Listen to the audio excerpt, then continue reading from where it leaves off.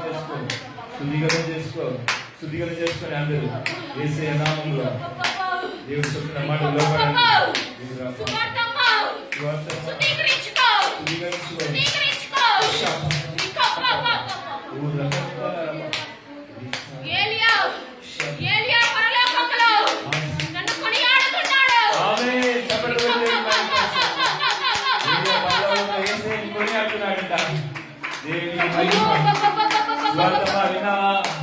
దేవుని స్వాతంత్రం